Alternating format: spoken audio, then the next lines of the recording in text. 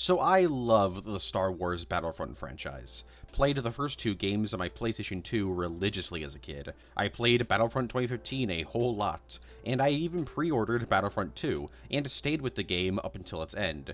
And while it's really cool that there's this huge resurgence of players for the game, like everyone else, I want a third game. So what would my ideal Battlefront 3 be? I'm gonna go over new heroes, weapons, maps, vehicles, skins, and modes that I would put into the game if I was put in charge of Battlefront 3.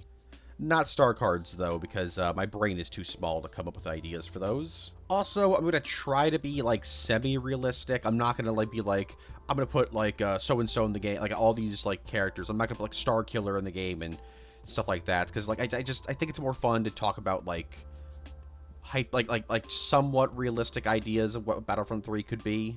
But obviously I'm saying semi because I don't know, I'm not a game developer. I don't know how difficult this would be. As a non-game developer, I'm predicting that what I'm about to talk about in this video would be like 4 years of development, maybe 5. But like the idea is that like you do those 4 or 5 years of development, you keep adding content to it, and you keep the game going for like a decade. So, you know, you get your money back, hopefully. First off, I just want to say that this Battlefront 3 is going to be built off of the foundation of Battlefront 2. What I mean is that every hero, weapon, vehicle, and skin from Battlefront 2 will be in the game at launch. Maps, it's a different story, because gameplay-wise, I think this game should play a lot more like Battlefield, but I'll get to that later. For starters, let's talk about the heroes, because when people talk about Battlefront 3, the first thing they talk about is the heroes. So sticking with being semi-realistic, I'm thinking 4 new heroes per faction. That's 24 new heroes. First up is the Republic. We gotta start off with Padme Amidala. She's a main character in all 3 prequel films, and is a major character in the Clone Wars. She's Anakin's wife and the mother of Luke and Leia. She has to be in the game. I'm thinking her default skin should be her appearance from right when she shows up on Geonosis. And her weapon is obviously going to be the ELG-3A blaster pistol. As for her 3 abilities, the first is going to be called Grapple. This is exactly what it sounds like. You point a grappling hook at a ledge and you grapple up to it. I gave her this ability because she does this in The Phantom Menace, and it's also just a fun idea. Then we have Aggressive Negotiations. This would act very similar to Leia's Rapid Fire ability.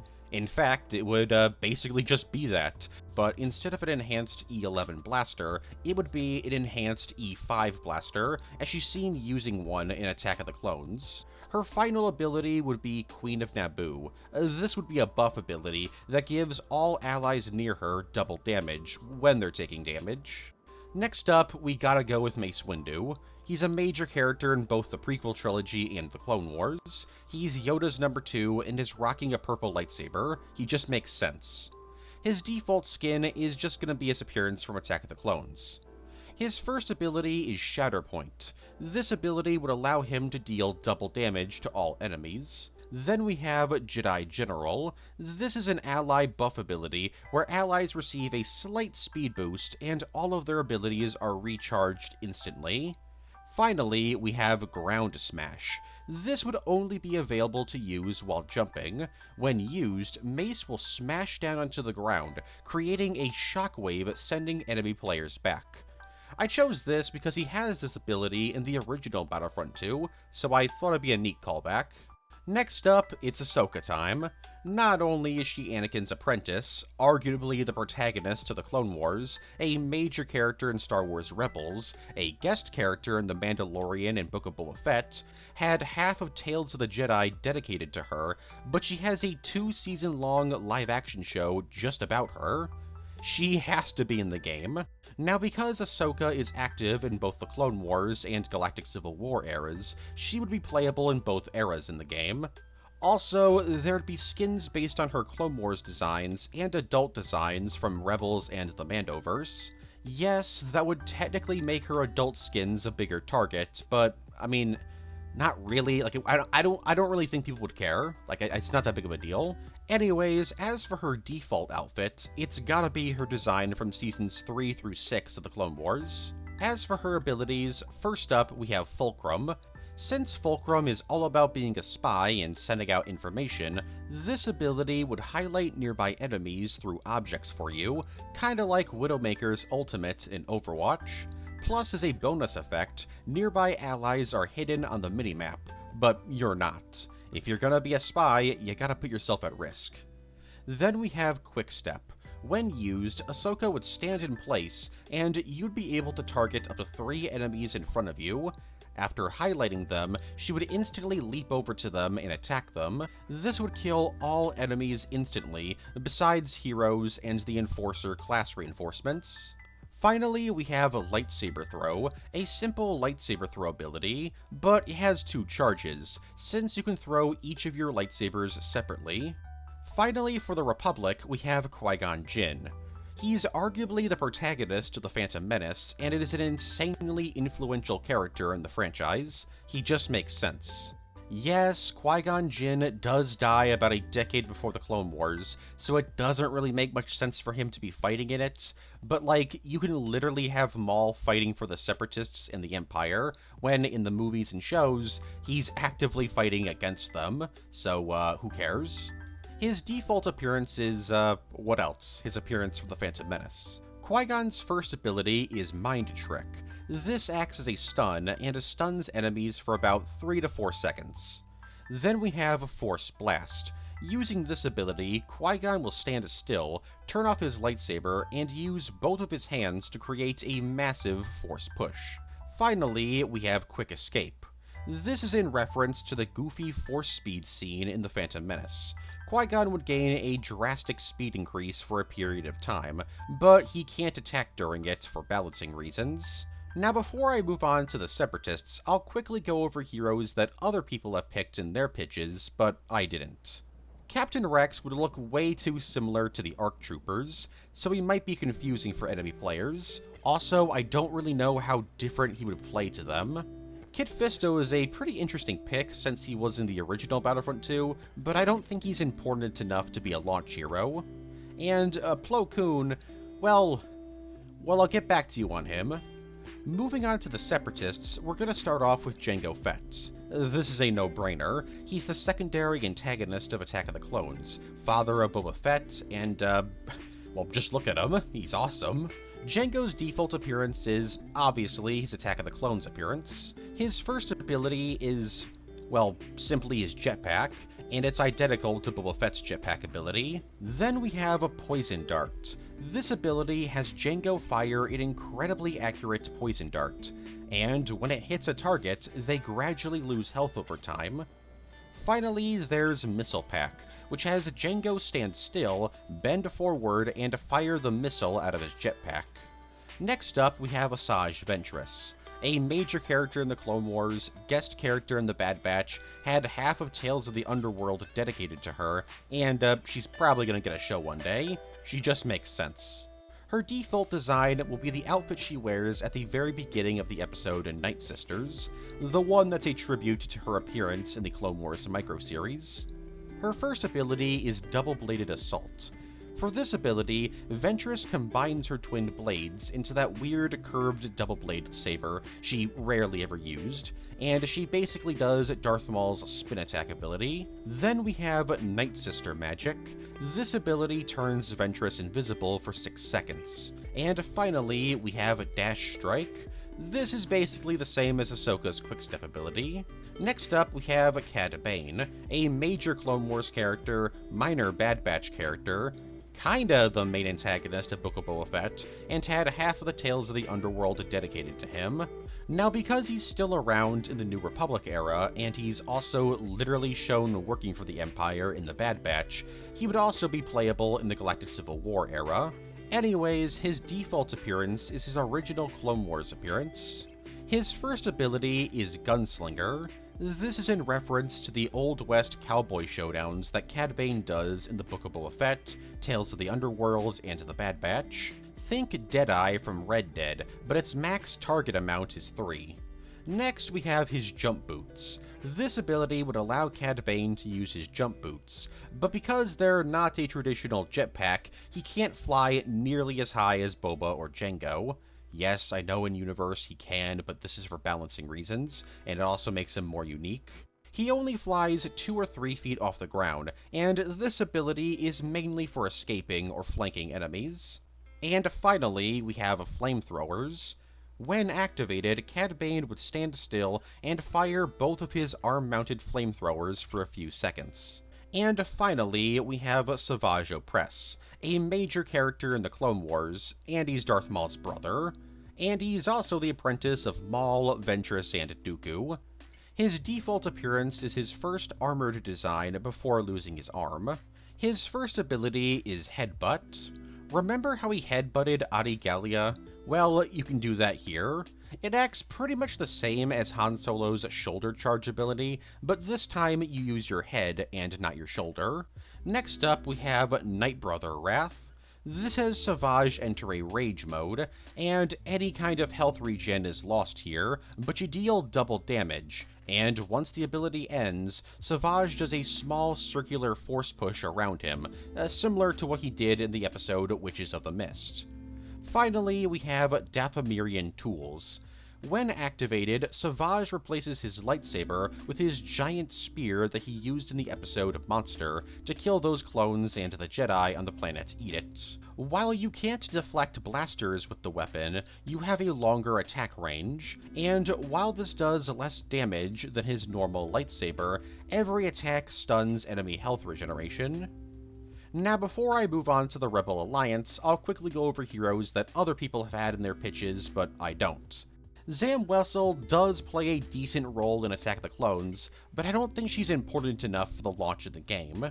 Now, as for being added to the game post-launch, absolutely yes. And Dirge, while cool, you can't really have him in a Battlefront game because he's way too OP, and plus, in canon, he's only ever showed up in Galactic Civil War stories. First up for the Rebel Alliance, let's just get her out of the way, is Jyn Erso. I say get her out of the way because, while I like her, she's kind of boring to talk about because her abilities would literally just be her abilities from Battlefront 2015. Her default design is also going to be the same, it's just her main outfit from Rogue One. Next up, we have Ezra Bridger, the protagonist of Rebels and a main character in Ahsoka. He just makes sense. This is another character that would have a height increase with certain skins, namely his appearances from Ahsoka, but I don't think it's really that big of a deal. His default look is his Rebels Season 3 and 4 design. His first ability would be called a Stun Gun. This ability would have him trade out his green lightsaber, or blue lightsaber from Ahsoka, and pull out his original lightsaber, but not in its bladed form, but instead its stun blaster setting. You would get 3 to 5 shots with the thing, and each shot stuns an enemy for about 3 seconds. Then we have a Trading Mode. This is in reference to his trading duel with Kanan in the episode Mystery of Chopper Base. Basically, his lightsaber would get dimmer, less lethal, and would make a different sound. While this ability would half the damage you do, you can also attack much faster with it. And finally, we have Whirlwind. This is basically Luke's rush ability, but he does a little twirl through the air while doing it, as a reference to the Rebels episode Steps into Shadow. Next up, we have Cassian Andor, main character from Rogue One, and the protagonist of probably the most critically acclaimed Star Wars project since, well, I guess the first film. His default appearance is gonna be his Rogue One appearance. His first ability is Sniper Module. Using this would turn his blaster, the A280 CFE Heavy Blaster Pistol, into a sniper rifle for a few shots, as a reference to how he does this in Rogue One. Then we have Friends Everywhere. This ability would make all allies near you hidden from enemy minimaps, even if they're firing their blasters. And finally, we have probably the most interesting ability in my opinion, Thief. This is in reference to how Cassian, at the beginning of Andor, was pretty much just a thief. Basically, when you're near enemies and you activate the ability, you gradually take their points away from them and take them for yourself, so that when you die, you can then use the points and spawn in as a reinforcement or something. And finally, we have Sabine Wren, a main character in both Rebels and Ahsoka. She just makes sense. Her default appearance is her appearance from Rebels Season 3 with her helmet on. Also, helmetless versions of any helmeted character are just gonna be free when you buy either version. Like, if you buy her Season 1 skin, you would have both her helmeted and helmetless Season 1 skins. I think charging for taking your helmet off is crazy. Anyways, her first ability is, of course, Jetpack. This would be identical to Jango and Boba's jetpacks. Next up, we have Paint Bombs. This ability would allow her to throw 3 trip mines that have very colorful explosions. And finally, we have the Darksaber. This is in reference to her going bonkers with it in the Season 4 episode Heroes of Mandalore. You would pull out the Darksaber and charge into a single enemy, killing them instantly, unless of course they're a hero or an enforcer reinforcement. Now before I move on to the Empire, I'll quickly go over heroes that other people have had in their pitches, but I don't. Look, I love Cal Kestis, but I feel like him being exclusive to his own game series is part of what makes him special.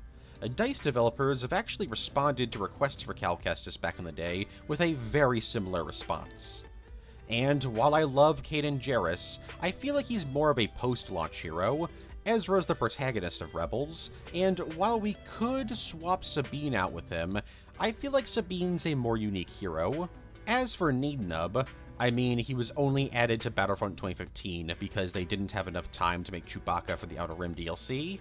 He was fun, don't get me wrong, but is he really necessary? Next up, there's Kira from Solo and Outlaws. The problem with her is that she's not really a good guy. She's not evil, but I don't know, she's in a very gray area. I'm not opposed to her being one day added as a post-launch hero, but as a launch hero, I think there's better options. And finally, there's Din Djarin, who just feels like a post-launch character. Like, imagine a whole Mandalorian-themed season. That just makes sense to me. First up for the Empire, just like with Jin, let's get him out of the way, Director Krennic, the main antagonist of Rogue One, a major character in the second season of Andor, and a cameo in The Bad Batch. He's a no-brainer. His default appearance is basically his only appearance, and his abilities are the exact same from Battlefront 2015.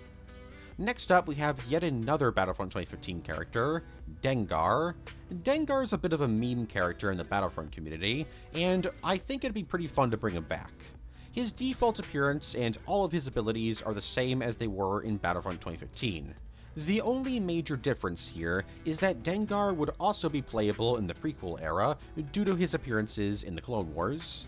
For our first brand new Imperial hero, we have the Grand Inquisitor, main antagonist of Rebels Season 1, seen in Tales of the Empire and Obi-Wan Kenobi, and he's the leader of the Inquisitors. He just makes sense. His default appearance is his appearance from Rebels. His first ability is Liftoff. This is an escape ability that allows the Grand Inquisitor to use the goofy Inquisitor lightsaber helicopter thing from Twilight of the Apprentice. It's basically the same ability the standard jet troopers have. You get launched into the air for a bit before landing. Next up, we have Spinning's a neat trick.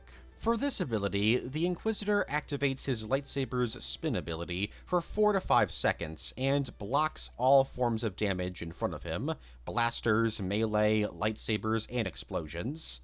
Finally, we have Inquisitor Trading. This is a buff and a debuff ability.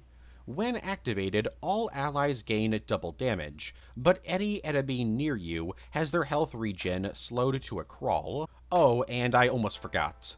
While the Great Inquisitor was a Temple Guard during the Clone Wars, he was a Jedi at the time, so he's not going to be playable in the prequel era. And finally, we have IG-88, making his return from the PSP Battlefront games. While only appearing in The Empire Strikes Back, the IG Assassin droid is iconic looking, and has appeared in the Clone Wars and The Mandalorian multiple times. His default appearance is, well, what else? IG-88. Also, his default weapon are twin DLT-20A blaster rifles. His first ability is Flamethrower Spin, which puts a twist on IG-11's blaster spin he does in the opening episode of The Mandalorian. Instead of IG-88 using his blasters, he uses his twin flamethrowers built into his arms, and he spins around. And the craziest thing is that you can move around when you do it. His next ability is Target Spotted. This ability is basically just Widowmaker's ultimate from Overwatch, in that your screen turns red and you can see enemies through walls for a period of time. And finally, we have Repair. While heroes do have a very limited health regeneration, IG-88 wouldn't have any, and so he would have the ability to repair himself to max health. But this ability would have a very long recharge. Now, before I move on to the Resistance, I'll quickly go over heroes that other people may have in their pitches, but I don't. Moff Gideon would be Din Djarin's counter, so if we're doing a Mandalorian post-launch season, he would have to be with him. Grand Moff Tarkin on paper makes sense, as he's the secondary antagonist of A New Hope, and has appeared in the Clone Wars, Rebels, Bad Batch, and Rogue One. But the problem I have with Tarkin is that he would look way too similar to a standard Imperial officer, so enemies would get confused. Thrawn doesn't have this problem as he's a Chiss and wears a white uniform, but I don't know, it feels weird having him on the front lines fighting.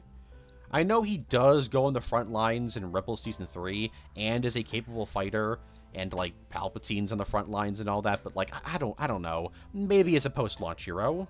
Outside of Reva, the Seventh Sister, Fifth Brother, and Trilla, I don't really think any of the Inquisitors are important enough, and I don't think any of the Inquisitors could play all that different from the Grand Inquisitor. I guess you could give Reva the ability to switch her double-bladed lightsaber out for her twin blades, and you could make the Fifth Brother act more like a brute, but I don't know, I don't really think they're necessary. Next up, we have the Resistance, and these four heroes are going to be super obvious. The first is Poe Dameron. His default appearance would be his outfit from Rise of Skywalker, and his blaster is gonna be the Glee 44 blaster pistol. His first ability is Power Blast. This is in reference to the opening of The Force Awakens, as he was taking out stormtroopers with just a single blast. This would act very similar to the Explosive Bolt's blaster attachment from Outlaws.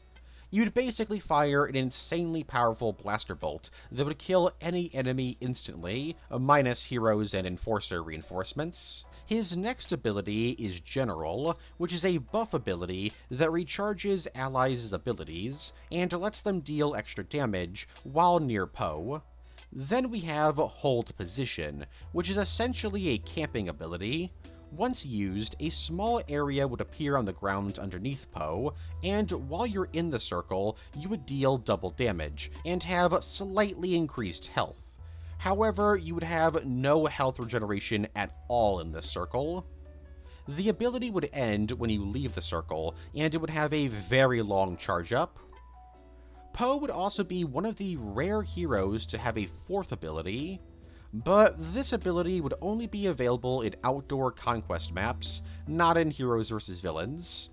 Because Poe is a pilot and the leader of Black Squadron, he can use the Strafe Run ability, which targets an area for an X-Wing strafe run.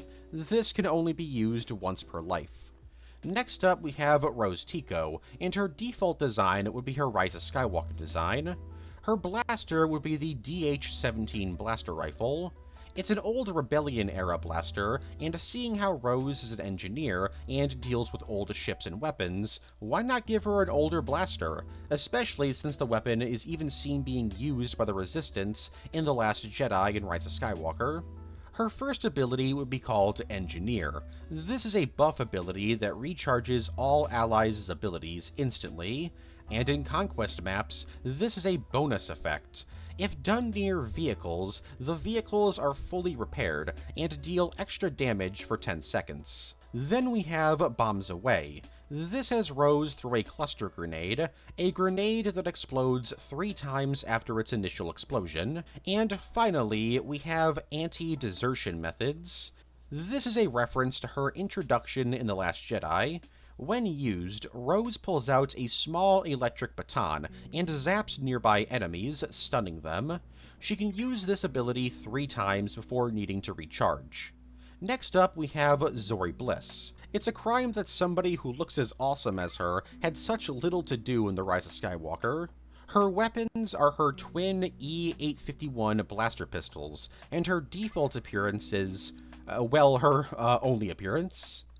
Her first ability is Spice Runner. When used, Zori gains a speed boost, and since she's a Spice Runner, upon activating it, a cloud of spice would appear around Zori, acting as a smoke grenade. Next up is Trigger Finger, which is basically the same thing as Cad Bane's Gunslinger ability. And finally, we have Babu Frick. When activated, you would hear Babu Frick's voice, and all enemies in the area are highlighted through walls, plus nearby allies have their abilities recharged. Finally, we have Janna, who's pretty interesting because her weapon is an energy bow, not a blaster. Her default appearance is, once again, her only appearance. Her first ability is Quiet Shot. This switches out her blaster arrows for faster firing traditional arrows. While they deal less damage, they can be fired much faster. You can use these for an infinite amount of time. The ability only ends when you turn it off. Then we have Toxic Arrows. This has her switch out her blaster arrows for arrows that deal poison damage to enemies, and if they're fired onto the ground, they create clouds of poison smoke. Only 3 of these can be fired before needing to recharge. And finally, we have First Order Trading. This makes it so that Janna and all nearby allies appear as friendlies on enemies' minimaps for about 10 seconds. Now, before I move on to the First Order, I'll quickly go over heroes that other people may have in their pitches, but I don't. Connix is just not important enough, and while I'm not opposed to Star Wars Resistance characters being added post-launch, I don't think any of them are important enough to be launch heroes over, say, like Poe or Rose, at least on the ground. If I were to choose a character from Resistance to be a ground hero, it'd probably be Synara San. Next, there's Maz Kanata, who many people have using her jetpack from her brief scene in The Last Jedi. And while a small, force-sensitive pirate woman flying around with a jetpack and twin blaster pistols is a fun idea, I think she would work better as a post-launch hero. But if I were to do 5 new heroes a faction, I would choose her to be the 5th. Finally, there's Hondo, who would be playable in all 3 eras. The problem with Hondo is that he's not really a good guy. Like, he'll work with the Republic, the Resistance, and the Rebels, but he's not loyal to the cause. He'll just as easily work with the opposing side. If I were to add Hondo to the game, it would be like a third-party hero, a hero that both sides could use. As for the First Order, first up we have Commander Pyre from Star Wars Resistance. Pyre's the only Resistance character I think makes sense at launch, since while his role as the show's main antagonist is noteworthy, he's a stormtrooper wearing gold armor. That's cool, people are gonna love that. His blaster would be a gold-plated F-11D blaster rifle. His first ability is Executioner. This swaps out his blaster for the BL-155 laser axe, the weapon used by stormtrooper executioners. So you could run around with this weapon for about 10 seconds, dealing massive melee damage, but you can't block. This is in reference to him using the weapon in the Star Wars Resistance finale. His next ability is Gold Standard. This is a buff ability that gives all nearby allies increased health and a small movement boost. And finally, we have Hold the Line, which is basically the same as Poe's Hold Position ability. Next up, we have Supreme Leader Snoke. While it's a bit weird to have him running around on the front line, he's a Darksider and a major character in The Force Awakens and The Last Jedi. If Palpatine can run around on the battlefield, so can Snoke. His default appearance is his Last Jedi outfit. Since Snoke didn't use a lightsaber, he would play similar to Palpatine, so he would just use Force Lightning. His first ability is Marksman. This is in reference to how he bounced Force Lightning off of the ground in The Last Jedi. Basically, you would shoot a very precise lightning bolt at somebody, and this bolt could bounce off of 2 surfaces before disappearing. Next up, we have Lightning Shield. Think the Lightning Shield from Star Wars The Force Unleashed. Snoke is surrounded by lightning, and if any enemy touches it or attacks it, they get stunned for a bit. And finally, we have Supreme Leader, which has Snoke send out a massive wave of Force Lightning in all directions around him. The next two First Order heroes are a bit weird. The first is Trudgeon. Yep, I'm including the Knights of Ren. While they're minor characters overall, they're awesome looking, and their weapons make them very unique heroes. Trudgeon's the Knight of Ren with the giant axe, and his first ability is Grand Slam. Trudgeon would smash the axe into the ground, creating a shockwave around him, dealing damage to enemies.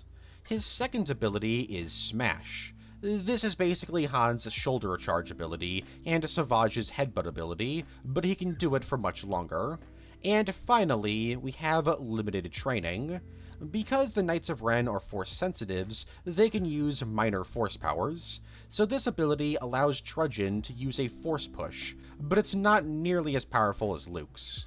And finally, we have Cardo. He's the Knight of Ren with the arm gun.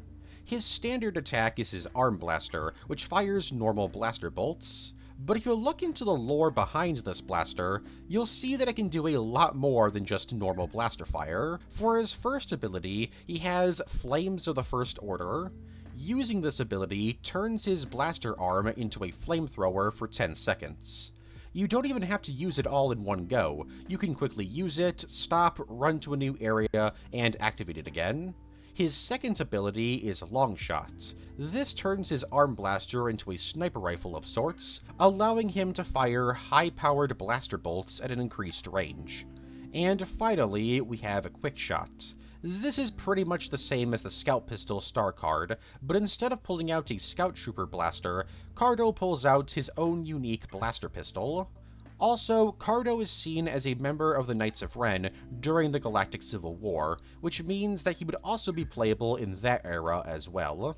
Now before I move on to the next section, I'll quickly go over heroes that other people have had in their pitches, but I don't.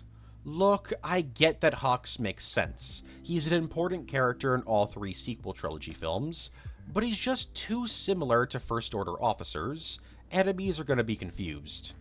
And besides, Trudgeon and Cardo are just more interesting as playable characters. Agent Tyranny from Resistance is an interesting idea, and I imagine she would play just like the ISB agent, but I think she would work better as a post-launch hero. The same goes with fellow Resistance character Kragan Gore. While a really cool design that I think even people who haven't seen the show would get excited about, I just don't think he's important enough. Maybe you could replace Trudgeon with him, and then have Trudgeon as a post-launch character, but I like my idea. While I love Cardinal, he's a book character, which makes him at the very bottom priority for characters to be added to the game. And finally, there's Saiden Ethano.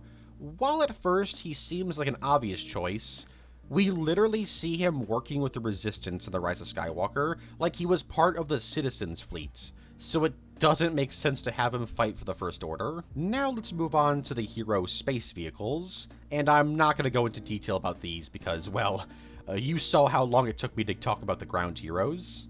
Each faction will get 3 new hero ships. For the Republic, we have Anakin Skywalker and Ahsoka Tano piloting the Twilight. As much as I hate the thing, it is a unique looking vehicle.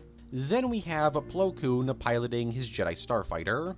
While Plo Koon is deadly on the ground, he was one of the best pilots in the Jedi Order, so I think it makes more sense to introduce him as a space hero first, and then maybe down the line be added to the ground. And finally, we have Anakin Skywalker piloting his Episode 3 Jedi Starfighter. Now you're probably wondering, how can we have 2 different hero ships piloted by the same hero? And it's pretty simple. Only one can be used at a time, so if there's a Twilight in play, you can't play as Anakin Starfighter, and vice versa. For the Separatists, we have General Grievous piloting the Solus 1, Jango Fett piloting the Slave 1, and Ventress piloting her Fanblade Starfighter. Jango's Slave 1 would replace Boba's in the prequel era. Yes, it's a reskin, but it would have slightly different abilities. Look, if the game can have 3 Falcons, it can have 2 Slave 1s. For the Rebel Alliance, we have Hera Syndulla and a Chopper piloting the Ghost, Cassian Andor and K2SO piloting a U-Wing, and screw it, let's do it, Dash Rendar piloting the Outrider. Why not? Both the Outrider and Dash are canon, so why not throw them in? Hell, we literally see the Outrider in A New Hope. Oh, and because we see the Ghost in Rise of Skywalker, it could also be used in the sequel trilogy era as well. For the Empire, we have Volt Scarus piloting a TIE Defender Elite, the Grand Inquisitor piloting a TIE Advanced V1, and IG-88 piloting the IG-2000. For the Resistance, we have Kaz piloting the Fireball, Jarek Yeager piloting, well, his ship. To this day, it doesn't have a name for some reason. And Zori Bliss piloting the Comeuppance. And finally, for the First Order, we have Kylo Ren piloting his modified TIE Whisperer, Trudgeon piloting the Night Buzzard, and Eric Von Reg piloting a TIE Baron. Kylo's TIE Whisperer and TIE Silencer are in the same situation as Anakin's Twilight in Jedi Starfighter, only one can be in play at a time. Next up, let's talk about weapons. Kinda. I'm just gonna go over them really quickly, not gonna go into detail about them because there's not really a ton to say. For the Assault class, the new weapons include the DT-57, E-10, E-5 Carbine, VT-33D, Boiler Rifle, and the RSK F-44. For the Heavy class, the new weapons include the FWMB-10B, the A310, the Paladin Rifle, the E-22, the JND-44, and the F-11 ABA Heavy. For the Officer class, the new weapons include the DL-21, the NN-14, the Westar-35, the Snubble, the DT-15, and the S-195. And finally, for the Specialist class, the new weapons include the MK Modified Rifle, the DC-15X, the Longswat-44, the HB-9, the 6.2 AUG-2, and the DH-447. Next up, let's talk about the new space vehicles. While a lot of people add a fourth standard class to space combat, I don't think that's necessary. I think we're good with just 3, and this time each faction gets 3. Very annoyingly, the Resistance and First Order didn't have bombers in Battlefront 2. Well, this time they do. The Resistance Y-Wing and the First Order TIE Bomber. But anyways, I do think that space combat needs its own reinforcement classes, similar to the Enforcer class and Aerial classes on the ground. First up, we have the Juggernaut class. These are basically the Enforcer class, but for space. They're ships with a good amount of health and deal a ton of damage, but they're a bit slower than other vehicles, similar to bombers. For the Republic, they get the clone Z-95 Headhunter. For the Separatists, they would get the Rogue-class Starfighter. For the Rebels, they would get the B-Wing. For the Empire, they would get the TIE Defender. For the Resistance, they would get the Victor Wingfighter. And finally, for the First Order, they would get the TIE Whisperers. Then we have the Dogfighter class. These ships are basically glass cannons. They deal an extreme amount of damage and are very fast, but they have a very limited health. The Republic would get the V-19 Torrent Fighter, the Separatists would get the Geonosian Starfighter, the Rebels would get the E-Wing, the Empire would get the TIE Striker, yes they can fly in space, the Resistance gets the D-Wing, and the First Order gets the TIE Dagger. Now it's time to finally talk about maps. Now, I'm not going to go into extreme detail about every single thing on these maps, but I will talk about stuff that I would like to see on these maps, like landmarks and stuff. And because I want this game to play more like a Star Wars-themed Battlefield game, the maps will be pretty big and designed around conquest. Though the capital ship mode from Battlefront 2, Capital Supremacy, would be playable on these maps as well. So each era is going to have 6 conquest maps, 4 maps designed for smaller modes like Deathmatch and Heroes vs. Villains, and 2 maps exclusive to Heroes vs. Villains and Hero Showdown. So that's 18 conquest maps and 18 small maps, with 6 of those 18 being exclusive to Heroes vs. Villains and Hero Showdown. With all that being said, let's begin. For the prequel era, we got Coruscant, Geonosis, Naboo, Kamino, Utapau, and Kashyyyk. Naboo, Kashyyyk, and Kamino, honestly, I don't really have anything to say. Basically, just expand their Battlefront 2 maps and they're perfect. Utapau, I feel, should be similar to the OG Battlefront 2 map. Have all of the same landmarks, like the hangar and the little platform buildings overhanging the pit. But there would be multiple levels to this map. Like, I'm thinking 3 levels, and the map extends into the sides of the pit much more. So while you would have this very open, multi-level left side of the map next to the pit, the rest of the map is almost completely underground. Also, there'd be ARC 170s and Vulture droids you could use to fly around the pits. Oh right, the vehicles. While I want the game to play more like a Battlefield game, I'm actually okay with the vehicles being spawned in instead of just like naturally spawning in. That is, except for a new vehicle class exclusive to Conquest, which I'll talk about a bit later. Coruscant has to be the streets of Coruscant, not the Jedi Temple, as most of the fighting during the Battle of Coruscant took place on the streets, not the Temple. This map would play similar to city maps in Battlefield. There would be a ton of buildings you could enter, like cantinas, mechanic shops, stores, nightclubs, and spas. Hell, maybe the spa place from the Clone Wars episode Evil Plans can be entered, and there could be like an Easter egg where R2-D2 is like occasionally shown going through the spa. Also, this map would have a night variation, so the city would be lit up by streetlights. And of course, starfighters would also be playable as well. Just assume they're playable on all of these maps going forward, unless stated otherwise. And finally, while the Geonosis map in Battlefront 2 is a good start, I think it needs to be much bigger, and feature the Separatist headquarters seen in the OG Battlefront Geonosis map. Also, there'd be Geonosian sonic turrets that you could use.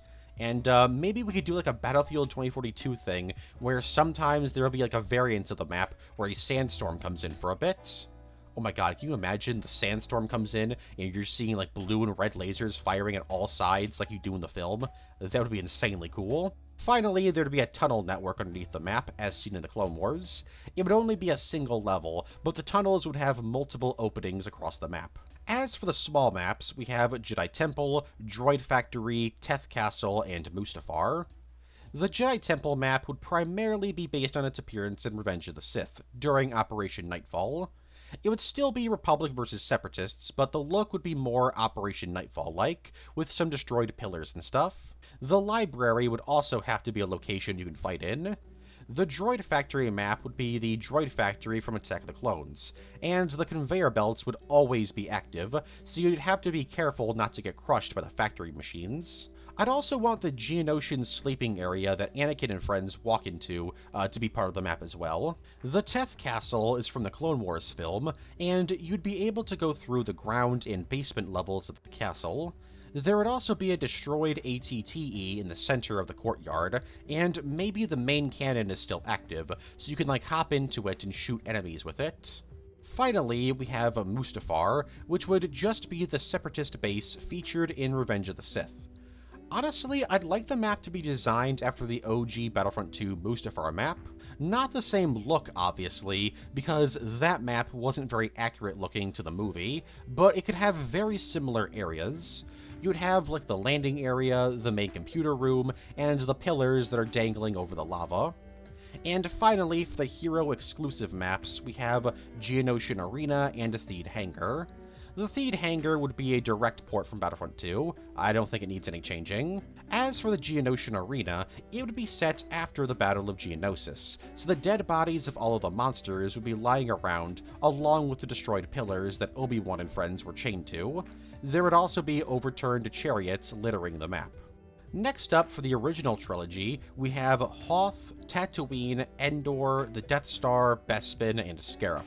For Tatooine, it could literally just be a bigger version of Mos Eisley from Battlefront 2, like that's already perfect. Bespin's in a similar position, just take the Cloud City map from Battlefront 2015 and make it larger. Hoth's once again in another similar situation, just take the Outpost beta map from Battlefront 2015 and expand it. And again, for the 4th time, I'm sorry I keep doing this, but Endor is once again the same. Just take the Forest Moon of Endor map from Battlefront 2015 and make it bigger. For example, maybe the landing platform station from Return of the Jedi could be fully playable. Maybe you could also have like a cave system on the outer edges of the map. As for the Death Star, I would like to see the detention center and the area where Tarkin, Leia, and Vader watch Alderaan get blown up to be playable. In the hangar, the Millennium Falcon would be there, and similar to other Star Wars games, there could be like windows that you could shoot from, like an upper level of the Death Star looking down at the Falcon. The trash compactor has to be in the map, and you'd be able to get to it by shooting out a section in the wall, like in the film. I'd also like the ability to turn off bridges, completely destroying flanking routes. Maybe in like the command area in the center of the map, there could be like a button you press that shuts down all of the bridges for a minute, basically entering a high security mode. Oh, and of course, you have to be able to enter the area where the Death Star laser is shot, like in the OG Battlefront 2. You have to be able to be killed by the laser. Oh, and obviously there's no starfighters on this map.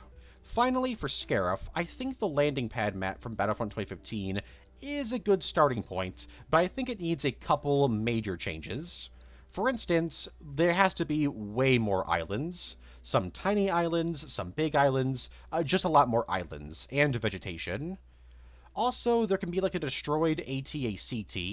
Imagine there's like 2 islands connected by the destroyed AT-ACT, and you have to cross it in order to get to the other island. I mean, you could also, like, go through the water, but that's a lot less cool. Finally, I think there should be a couple of turbo lasers you can enter to take out starfighters flying around. As for the smaller maps, we have Jabba's Palace, the Tantive 4, Jeddah City, and Kessel. Kessel and Jabba's Palace would be direct ports of their Battlefront 2 versions. As for the Tantive 4, I'd like it to be heavily inspired by the OG Battlefront 2 map. It's mostly corridors, but you can go into the command bridge, the escape pod room, and the engine room. Basically, the entire ship is playable. And Jeddah City would be a very claustrophobic map, very tight city corridors and streets.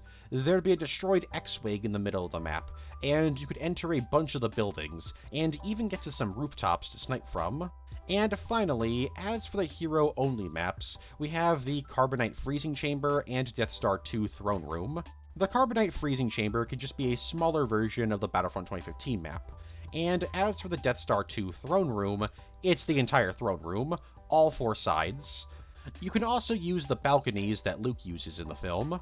Finally, for the sequel trilogy, we have Takodana, Starkiller Base, Exegol, Crate, Agent Kloss, and Kijimi. Now, I don't have Jakku here, and that's for a very good reason. While it's mainly connected to the sequel trilogy, the Battle of Jakku is too big of a battle to not eventually have in the game. I imagine an entire season centered around it, and because it's the Battle of Jakku, Jakku would be a Galactic Civil War map instead. Anyways, as for the sequel maps, Takodana, Starkiller Base, Crate, and Agent Kloss would just be extended versions of their Battlefront 2 counterparts. They really cooked with the sequel Battlefront 2 maps.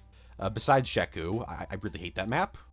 Exegol wouldn't have any starfighters, as the entire map would take place in the Sith Eternal headquarters, so you'd be fighting in ancient Sith temples and creepy, spooky Sith laboratories filled with failed Snoke bodies. Palpatine's throne room would also be playable, and I imagined that there would be like a lot of pits. Like, you know how in the LEGO Star Wars The Skywalker Saga Exegol map, there's this like giant hole in the front of all the sciencey stuff? The map would have massive pits like that all across the map. Some of them would have bridges, and maybe these bridges could be like partially destroyed. Oh, and the giant Sith statues, maybe there's like a kind of like Levolution event where you can destroy some of the statues, which causes them to fall. As for Kijimi, this wouldn't have starfighters either, as the map would take place in the middle of a snowstorm. You'd be able to enter all sorts of buildings, like cantinas, mechanic shops, smuggler hideouts, and even Babu Freak's hideout. You'd also be able to enter buildings from Star Wars Outlaws, like the big cantina featured in that game. Oh, and some of the walls could even be destroyable, allowing you to create new pathways. And since this is a smuggler planet, maybe there could be like secret smuggler tunnels that you could travel through. As for the small sequel maps, we have the Supremacy, Pisana Tunnels, Canto Bight, and Jakku. See, I'll give the sequel trilogy Jakku, just a small map though. It would be based on the outpost seen in The Force Awakens, so you'd have a bunch of, like, tents and ships scattered around. Oh, and it's not technically lore accurate, but screw it. Rey's AT-AT that she lives in can be found in the map towards the back of it. The Pisana Tunnels map is based on the, like, big snake tunnels featured in The Rise of Skywalker. You would even be able to see the snake slithering around by looking through small holes in the wall. This would be a very dark and claustrophobic map. Canto Bight would mainly be the big casino, though you would be able to go to the jail area and some of the city outside of the casino, but not a lot, just a few buildings. Also, the casino wouldn't be battle damaged, it would be completely clean, so that you and the rest of the players can mess it up while fighting each other. Finally, there's the Supremacy, which would take place in the hangar after the Raddus rammed into it, so there would be destroyed AT-ATs and AT-STs everywhere, and fire all around you. Also, there'd be platforms rising up and down just like in the film. As for the hero-only maps, these would be the Steadfast and Ahch-To. Ahch-To is a pretty obvious choice. You would have, like, the big tree, the dark side pit, Luke's hut, the area where he throws the lightsaber, and the Falcon. Pretty much identical to the film. Now, the Steadfast is the Resurgent-class Star Destroyer seen in The Rise of Skywalker. It's the ship that Rey and Kylo Ren have that lightsaber fight that keeps switching between it and Kijimi. You'd be able to fight in the hangar, where the Bestoon Legacy would be parked. Hell, maybe you could, like, even enter it. Kylo Ren's trophy room would also be playable. Before I move on to the space maps, let me just explain why some maps that other people might have aren't included. Felucia was cut because, while it's a fun planet to fight on, it's not really a launch planet. It's in like 2 episodes of the Clone Wars and makes a cameo in Revenge of the Sith. It's not major enough. Umbara's a fun idea, but it's not really like a launch map, and honestly, there's more noteworthy Clone Wars era planets that would have to be added first. For example, Christophsis, the first planet we see in the Clone Wars, and where Ahsoka meets Anakin, Obi-Wan, and Rex. Yavin 4 is a pretty fun planet in Battlefront 2, but if we're only doing 6 planets per era, I think the 6 that I chose for the original trilogy just make more sense. Keep in mind, when making a character or map roster for a game based on Star Wars, you need to focus on the most important stuff first. Then post-launch stuff, you can add the less important planets and heroes. Finally, there's Sullust. This is a fan-favorite map from Battlefront 2015, but again, the other Galactic Civil War planets are far more important. I would definitely have Sullust as a post-launch planet, though. Next up, we have the space maps, and I'm not going to go into much into detail about these because there's only so much you can say about these. Each era will have 3 space maps. The prequel era has Coruscant, Kamino, and Bothawi. Let me explain. Coruscant is just the Battle of Coruscant from Episode 3. Kamino would be pretty much the same as the one from Battlefront 2, so you wouldn't be fighting in space, you'd be fighting in atmosphere. Now, Bothawi is a weird pick, I know. In fact, it's actually from one of my least favorite Clone Wars episodes, Downfall of a Droid. I chose this battle because it's rather unique. As in the episode, the Republic has a bunch of AT-TEs sent out onto asteroids to fire at the Separatist cruiser, so maybe there could be an objective where the Republic has to, like, defend the AT-TEs on the asteroids, while the Separatists have to destroy them. I know I just said that notability is very important when picking maps, but I think this map's uniqueness makes up for that. For the original trilogy, we have the Death Star, Endor, and Bespin. Bespin would be an atmospheric map, and be based on the platforms map from the OG Battlefront. Maybe Chinook Station from the Battlefront 2 campaign is also there, like floating around, and you'd have to destroy it as part of the match. Yeah, it wouldn't make sense because in canon it's like destroyed in Battlefront 2, but like, who cares? Like, these matches aren't canon. The Death Star would be pretty much the same as the Death Star map from Battlefront 2015. In fact, we could even have the map's objective be about destroying it, much like the original map. And Endor would be about destroying the second Death Star. It would actually be kinda similar to the Battle of Endor level from LEGO Star Wars The Complete Saga. The first few objectives would be you taking out Star Destroyers, and then the final objective would have you flying into the second Death Star to destroy it. For the sequel trilogy, we have a Starkiller Base, Exegol, and Dakar. Dakar would be about you taking out the First Order Dreadnought. You would have to defend the Star Fortress bombers and destroy turrets on the Dreadnought, along with its big old cannon. Starkiller Base would have you flying through the trenches of Starkiller Base to blow it up, though there would be more open areas, and this would be an atmospheric map. A cool thing about this map is that it would start out during the day, so it's all bright. But just like in the film, as the fight continues, it would get darker and darker as Starkiller Base starts to power up and absorb energy from a star. And as for Exegol, the main goal would be to protect the Tantive 4 and to destroy the Steadfast. Maybe after the second objective is completed, Palpatine does his Force Lightning Storm, and all ships on both sides are stunned for a few seconds. Like, that'd be pretty cool. Next, it's time to talk about the new ground reinforcements. The Enforcer, Infiltrator, and Aerial classes are staying, but I feel like we can get some more reinforcements, so, well, let's talk about them. The first is the Melee reinforcement. As you'd expect, these are melee-focused units that have high health and in some cases can block incoming attacks. The Republic would have the Clone Riot Trooper, the Separatists would obviously have the Magna Guard, and they could have like a cool ability where if the final shot done to them is a headshot, there's a 1 in 8 chance that the Magna Guard doesn't die, and gets a quarter of its health back. It would continue to fight without a head, only for a limited time though, as its health would start to deplete. The Rebels would have the Rebel Honor Guard, the Empire would have the Imperial Royal Guard, the First Order would obviously have the Riot Baton Trooper. Maybe there could be a mechanic where if the Baton Trooper's shield is destroyed, they go into like a rage state, giving the Baton Trooper a boost in damage, as a reference to FN2199, aka Nines, from The Force Awakens. And the Resistance, hear me out, would have the salvaged Magna Guard.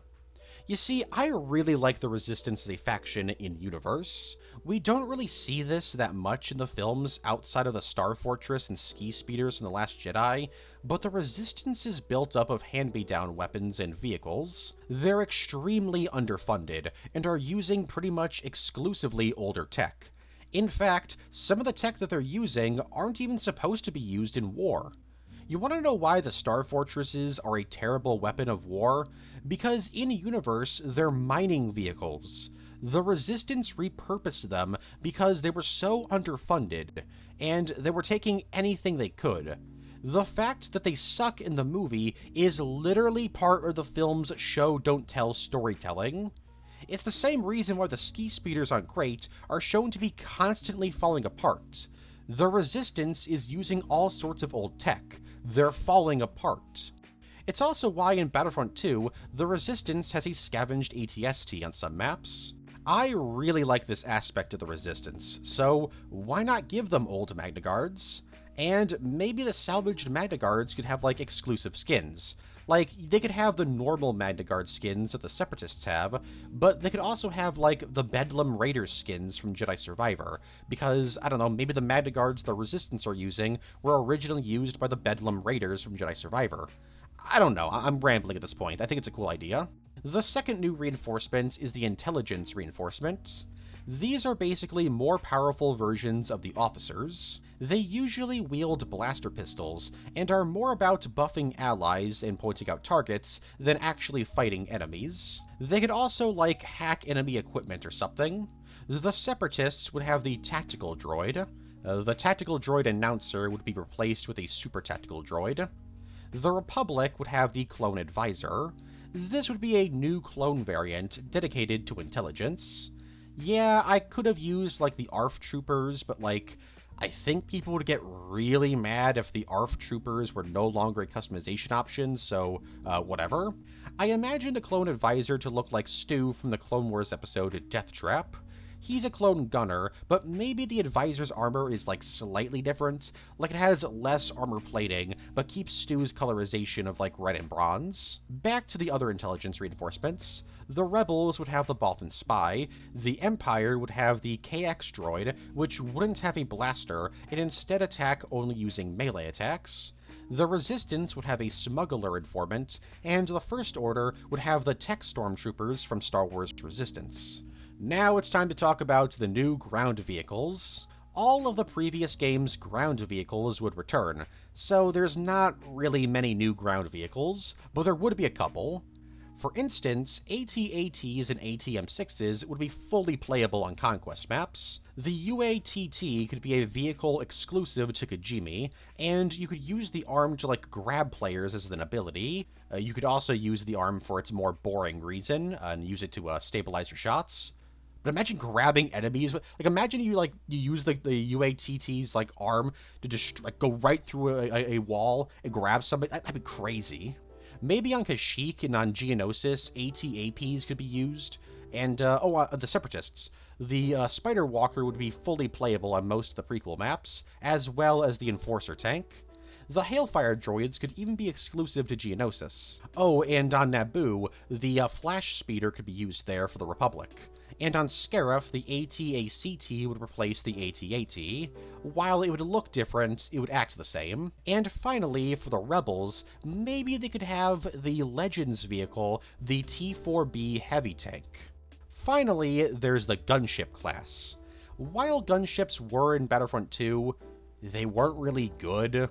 Like the U-Wing, for example. It's kinda neat, but it's so rarely ever used. Probably because it's a glorified turret. This time, you'd be able to fly around in it like in the original Battlefront game, picking up troops from off the ground and transporting them to other areas. The Republic would obviously have the LAT gunship. The Separatists would have the droid gunship. The Rebels would have the U-Wing. The Empire would have the TIE Reaper. Or maybe not the TIE Reaper, maybe the LAT patrol gunship. Or maybe the Imperial dropship transports from the Force Unleashed. Or how about all of them? Maybe on some maps, the TIE Reaper, and maybe on some maps, it's the Imperial dropship transport or the LAT patrol gunship. Oh, and by the way, the Imperial dropship transport is actually canon, thanks to issue 2 of the 2020 Darth Vader comic series, released in March of 2023. Anyways, the Resistance would have the Resistance troop transport, and the First Order would obviously have the First Order troop transport. Next up, there's the game modes, which I'm not going to spend too much time on. For the large-scale modes, there'd be Conquest and Capital Supremacy. Conquest would basically just be a port of the mode from the Battlefield franchise. For those that don't know what that is, it's a large-scale mode featuring infantry, ground vehicles, and air vehicle combat. In the mode, you need to capture command posts. There's 5 on the map, so you gotta keep fighting for them. Whoever gains the most points wins the match. It's similar to Supremacy from both Battlefront 2015 and Battlefront 2, just on a much wider scale, because these maps will be made mostly for Conquest, instead of being made for alternate modes like Walker Assault or Galactic Assault, which, don't get me wrong, are great modes and I love them, but I think right now, everyone just wants a full-scale war Battlefront game. Other modes include Ewok Hunt, which would return from Battlefront 2 along with its 2 maps. It would be renamed to Hunt, and a Wampa Hunt map set in Echo Base, and a Geonosian Zombie Hunt map set in the Geonosian tunnels would also be there.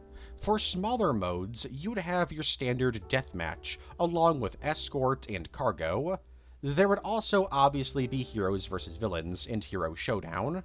And as for the space stuff, you would have a Starfighter Assault returning as the main space mode, but the Fighter Squadron mode from Battlefront 2015 would return, along with Space Heroes vs. Villains. As for single-player multiplayer options, there would be a survival mode that takes place on small maps in the game. It would be fairly basic, an endless amount of enemies that only get harder with each wave. Think Survival from Battlefront 2015, just with no enemy vehicles. Instant Action would return, which would let you play Conquest, Capital Supremacy, Deathmatch, Cargo, Starfighter Assault, Fighter Squadron, Escort, Hunt, and Heroes vs. Villains with bots. And yes, Galactic Conquest would return, but it would only be for ground combat. Maybe in a future update, space combat could be added, but I think ground combat is what should be focused on at launch. Oh, and of course I gotta mention, the game would be cross-platform and feature a server browser. I have no idea why DICE is so afraid of those in modern games, but whatever. Next up, there's the skins. I have so many different skin ideas for characters, heroes, and vehicles, so I'm not even gonna name them. I'm just gonna I mean, you're seeing it now. I'm just showing you them as I go. This is not this is a scripted part, but like I'm just going off bullet points here because I need to kind of. There's so many of them. I don't want to like rush fast. Like I don't want to like make the video too fast, you know, so you don't actually see them. But at the same time, I gotta make sure there's enough time to show all of them. But I don't want it to go on for too long, is what I'm trying to say. So, sorry if you're just listening to this video. You're gonna have to, like, go back and just, like, pause the video to, like, look at the skins and stuff like that. Sorry. But yeah, you're probably also noticing that there's descriptions for each skin, and that's because in Battlefront 2, each skin has a little description, so I thought it'd be kind of cute to, like, do that as well. I'm sure there's some grammar mistakes. I'm not a very good writer. And, there's the color codes. You can probably figure this out, but, like, I'll explain it for you anyways. White is default. You unlock that by default, obviously. Common, which is a light blue, costs 5,000 credits. Rare, which is darker blue, is 15,000 credits. Ultra, which is a purplish pink, would be 25,000 credits. And Legendary is 40,000 credits, which is a orange color. And then there's Gold, which is 50,000 credits. The golden level skins are skins that would have different voice lines or character effects. Think like the Shattered Armored skin from for Grievous in Battlefront 2, or the like young Han Solo and Lando skins, also from that game. Now, yeah, there's a ton of skins that I'm showing off here, and I doubt that if the game were made, they would all be in the game at launch. In fact, I would be willing to say that most of them wouldn't be in the game at launch, because they still need to make like post-launch content. So I don't know, maybe some of these would be like added in like future seasons and stuff. And if you're wondering about the quality of these images and whether or not like how they were made, I literally made all of these in Microsoft PowerPoint. That's actually where I create all my iceberg images. I don't use Photoshop or Paint. Well, I use Paint to like, I select the iceberg from PowerPoint, copy and paste it into Paint, and that's where I save it. But like, I don't like make it in Paint. Yeah. I actually don't know how to use Photoshop at all, actually. And the lightsaber color thing, as you can see with some of these skins, some lightsaber wielding characters use different lightsabers at different points in time, so their lightsabers change with them. I don't even know why I'm explaining that. Like, you would obviously tell that's the reason why I have them there. I mean, I guess I'm explaining this to buy some time, because I want to show them all off. I guess this is a good place to, like, plug the channel memberships. You get the videos early. You get extended previews of iceberg videos weeks in advance, so, you know, you might want to check that out, you know, the channel membership options. I'll also read your name at the very end of each video, and just, you know, like and comment and subscribe, and like genuinely let me know your thoughts and everything I've mentioned in this video. Like, I really like talking about like potential hypothetical games and like what you can do with stuff like that, and I really would like to hear from you guys. Like what are your ideas for Battlefront 3? Do you like my ideas? Like, you know, it's okay. You know, it's cool to criticize my ideas. You know, I shouldn't have to say that. You know, obviously it's fine, but you know, let me know. Like, I'd love to hear some feedback. Yeah. Oh, and one other thing is that there's some Star Wars Legends skins. Some skins are directly based on stuff from Legends, so they're not like canon. But I decided, hey, why not make them canon? But obviously, they're not making the Legends stories that these skins are from canon. So, like, if I take, like, a skin, like, say, like, the Ghost Hand skin from the Clone Wars Micro Series for Anakin, like, I would have to, like in the description for the skin, the story is slightly modified to, like, fit in canon, because the Legends story can't fit in canon, from my understanding. Oh, also, there's some of the Boba Fett skins don't have a jetpack, like the one where he's, like, captured by the Tusken Raiders and stuff. Obviously in game he would still have the jetpack, but like I don't have an image of him with a jetpack on, like, while in that outfit. So, like, you know, it just imagine that skin but has a jetpack on. I should also mention this here, the whole gender and species thing, like locked behind classes for the Rebels and Resistance and the Imperial and First Order officers thing from Battlefront 2 is really stupid. So in this game, you'd be able to play as whatever species you want as the Rebels in Resistance, no matter the class. and you'd be able to play as both a male or female soldier for the Empire, First Order, Rebel, Resistance, like, no matter what. I have no idea why they did it like that in Battlefront 2. Very silly. Also, with the hero ship skins, technically, these are, like, for example, the Anakin, like, these are all technically different ships, but just the same model of ship. But who cares? Like, honestly, who cares? Like, it's the same model, who cares? Alright, I think that's enough. You're probably sick of this, so it's now time to move on to the second to last part of the video, the campaign. So, yeah, let's move on. The Battlefront games don't have the best history with single-player campaigns. OG Battlefront was just like instant action matches with the occasional campaign-exclusive enemy type, and you would get cutscenes. The OG Battlefront 2 campaign was basically the same, but intercut with monologues from a clone trooper going, "It was gonna be a really tough fight this battle." Then, like, the level happens, and then you hear him go, "It was a really tough fight. I love being a stormtrooper." It still had some, like, neat stuff in it, like the Camino Uprising, but, like, there wasn't really, like, much of an actual, like, narrative. Battlefront 2015 just didn't have a story, and EA Battlefront 2 was a very mixed bag. Had some good, had some bad, had some, meh. It was overall very meh. So what do I have in mind for Battlefront 3? War stories. In Battlefield 1 and 5, their campaigns were made up of multiple mini-campaigns lasting 2 to 4 levels, and I think this is the perfect storytelling method for Battlefront. So I'm thinking there'll be 8 different war stories. Keep in mind, these stories aren't going to be anything like amazing. They're just going to be like 2 to 4 levels in length. With that being said, here are my ideas. Story 1, Republic's Finest.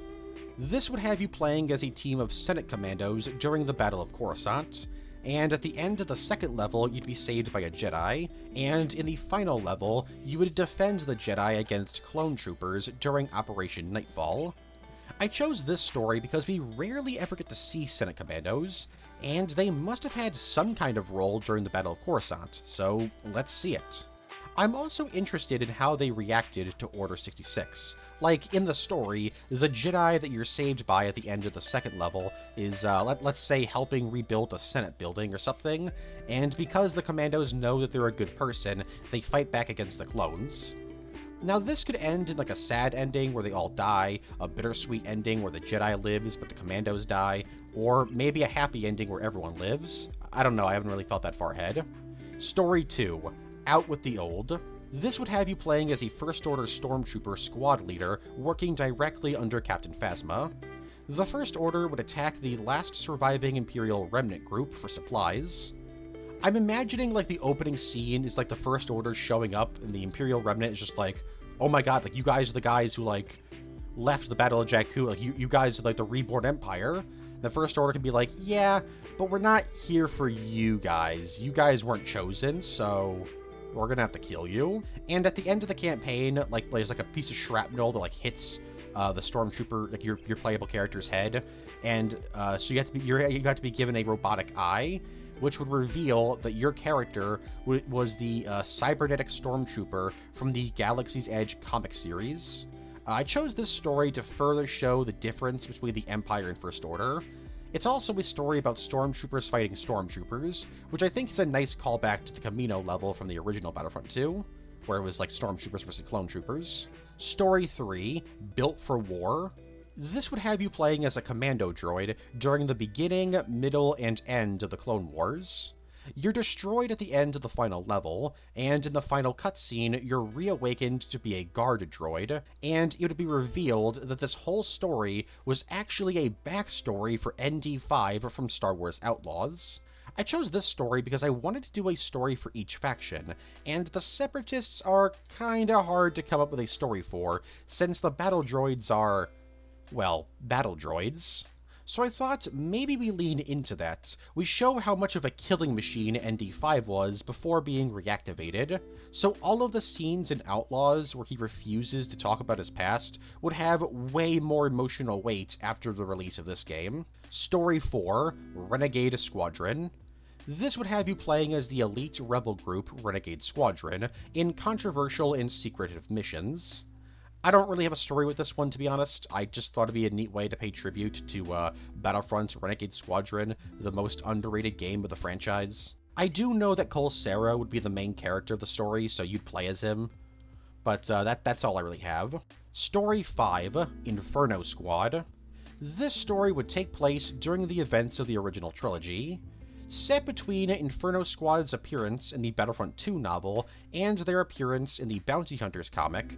I chose this story just as a way to pay tribute to the story of Battlefront 2. People really wanted to see more of evil Iden Versio and crew, so why not give them that? Especially since we know that she becomes a good guy eventually, so let's have some fun and show her being bad for a bit. Story 6, Reinforcements. You'd play as Zay Versio after the events of the Battlefront 2 Resurrection campaign. You and Shriv would try and recruit allies to the Resistance. Now, thanks to the novel Resistance Reborn, we already know how this mission ends. But we don't know the full story, so let's see that full story. Story 7, Brothers. This would have you playing as Savage Opress, set between Seasons 4 and 5 of the Clone Wars. You and Maul would deal with a clone commando unit sent to hunt them down.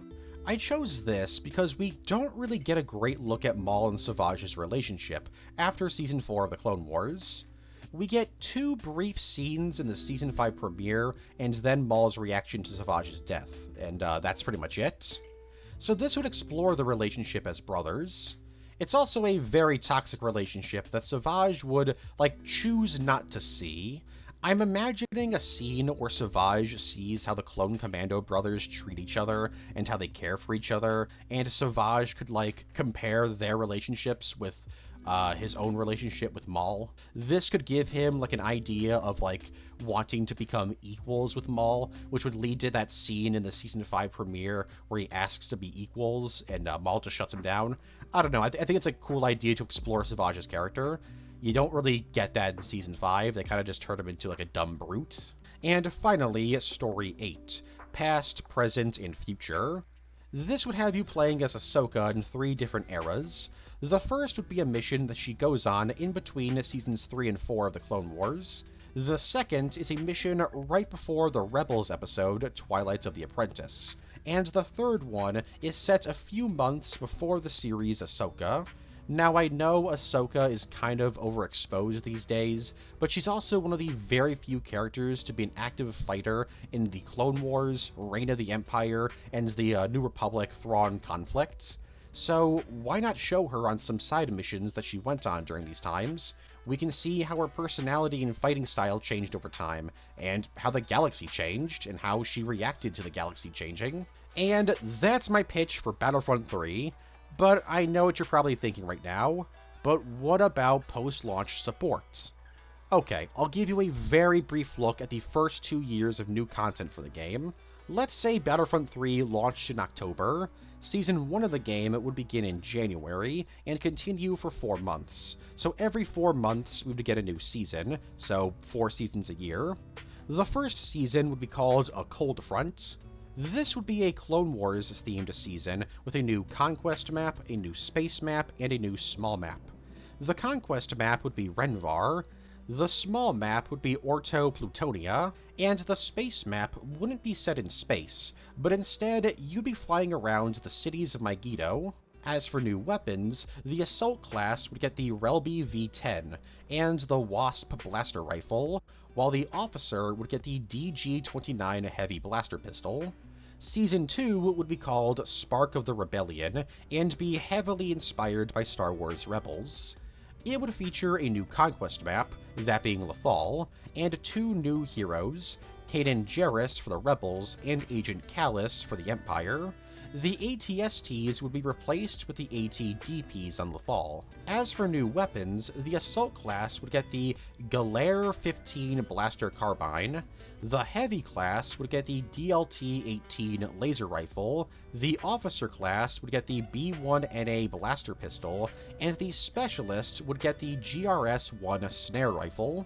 Season 3 would be called Rides of the Resistance. It would feature a new Conquest map, that being the Colossus from Star Wars Resistance. There would also be 2 small maps, one actual small map, and one Heroes vs. Villains exclusive map. The normal small map would be Fort Uspo from Solo. The Heroes vs. Villains map would be the Death Star 2 ruins on Kefbur. There would also be a new hero ship, Tora Doza's Blue Ace. As for new weapons, the Heavy class would get the CX-55 Scatter Blaster, and the Officer would get the X-8 Night Sniper. Season 4 would be called the Outer Rim Sieges. It would have the Battle of Ryloth as a conquest map, and the Battle of Quell for a space map. It would also feature two new heroes, Kit Fisto for the Republic and Zam Wessel for the Separatists. Hero Hunt from Battlefront 2015 would make a return with this season. As for weapons, the Assault class would get the SX-21 Scatter Blaster and the Unbaran Blaster Rifle. Season 5 would be called the Battle of Jakku. This would feature the Battle of Jakku for the Galactic Civil War era as a conquest map, and a new space battle that would also be the Battle of Jakku, but it would be set in atmosphere. Walker Assault from Battlefront 2015 would make its return, and be playable on Jakku, Hoth, Endor, Bespin, Scarif, Lothal, Takodana, and Agent Kloss. As for new weapons, the Assault class would get the GA-2128 Blaster Rifle. Season 6 would be called The Final Order. It would feature a new conquest map and a new space map. The conquest map would be Corellia, and the space map would be the Cinta Glacier Colony from The Rise of Skywalker. There would also be a new hero ship, Gideon Hask's First Order TIE Brute. As for new weapons, the Assault class would get the Zygerian Blaster Rifle and the Relby K-25 Blaster, while the Officer class would get the CE-14 Blaster Pistol, and the Specialist class would get the E-17D Sniper Rifle. Season 7 would be called Galaxy at War. It would have two small maps. The first is the Rishi Moon from the Clone Wars episode Rookies. This would obviously be a Clone Wars map. And the second would actually be a sequel trilogy map, that being the Ring of Kafrini. As for new weapons, the Assault class would get whatever this weapon is from the Tales of the Jedi episode Justice. It doesn't have an official name, so I'm just going to call it the EG-23F. And the Officer class would get the LL-30. And finally, Season 8 would be called The Mandalorian. This season would feature 4 new heroes and 2 conquest maps. The first conquest map would be for the Clone Wars, that being Mandalore, and the second would be for the original trilogy, that being Navarro. The heroes would be for the Republic, Bo-Katan, for the Rebels, Din Djarin, for the Separatists, Pre Vizsla, and for the Empire, Moff Gideon. Bo-Katan would also be available in the original trilogy era as well. Din Djarin's Naboo Starfighter would also be added as a new hero ship. As for new weapons, the Officer class would get the IB-94 Blaster Pistol. And that's it, ladies, gentlemen, and NBs out there. That was my Battlefront 3 pitch. I hope you guys enjoyed. I mean, I mentioned before, like, let me know in the comments what are your thoughts on this. This is like my ideas. I hope you all enjoyed. I'd love to make more videos like this about like other things, like maybe I could design like a Call of Duty game or like a third Transformers Cybertron game. I'm just spitballing ideas. Maybe I could do like a pick a roster kind of thing for like a Marvel fighting game. Well, I guess there already is a Marvel fighting game out right now, so I guess that wouldn't really work. I don't know. I'm just spitballing ideas. And before I go, I have to thank my channel members. Your support means the world and more to me. Side note, I recorded this video after I uploaded the Fantastic Four Iceberg, which is being released after this video, so if you signed up after July 9th, you won't be mentioned in the Fantastic Four video, but you will be mentioned here, and in future videos. So, once again, thank you to Nathan Trench, Steven, Maurice Deceased, Digital Medic, Adam Depp, Island Cookston, Cowboy Tuba, Solid Frissy, Lone Thunder, Jordan Tubby, The Mr. Train Track, Jacob Sutton, Killam, The Lazy NGBot, Janet, Paco, Cody Lester, Channel 54, Dats J, Hunter Gentle, Big Falco 32, Fabio Borges Jacob, Wojtek Właszkiewicz, Louis Burnt, Moxie, and Metaphysical Loaf of Bread. Some of those names I may have mispronounced. If I did, And like I said, I probably did. Let me know in the comments how to pronounce them, and I will correct them in the next video. I'm really, I mean, as you've seen in my videos, I'm not a very good speaker, even worse at pronouncing things. So I'm very sorry. Thank you all for watching. If you got to the end, let me know, and I will see you guys in the next video. Take care, and I'll see ya when I see ya.